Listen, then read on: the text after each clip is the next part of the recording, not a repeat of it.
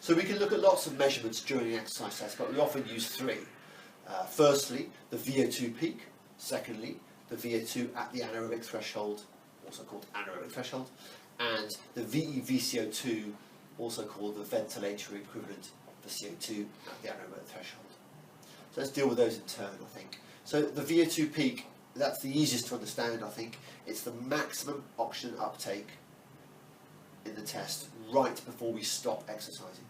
So it's the peak VO2, the highest recorded measurement. Secondly, the anaerobic threshold. It's actually a measurement of VO2, so we really should say the VO2 at the anaerobic threshold.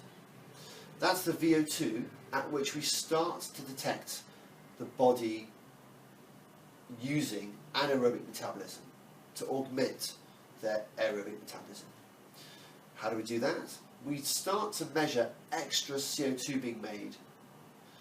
The CO2 has come from the buffering of the hydrogen ions that come with lactate. So when we respire anaerobically, we make extra hydrogen ions which combine with bicarbonate to make carbonic acid, which then partly dissociate to make water and CO2. So it's that extra CO2 that we're detecting.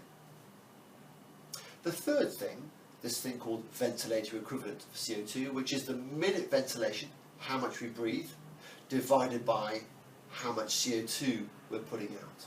We measure this at the anaerobic threshold. So if you think about this a bit more, it's how much we breathe divided by how much CO2 we're making. So actually, you could regard it as how much breathing you have to do to get rid of a litre of CO2. And if you think of it that way, you can think, well, actually, you want that number to be a low number. You don't want to be breathing a lot to get rid of your carbon dioxide. So the more efficient our lungs are and our heart-lung units are, our VQ matching is, the less we need to breathe to get rid of carbon dioxide.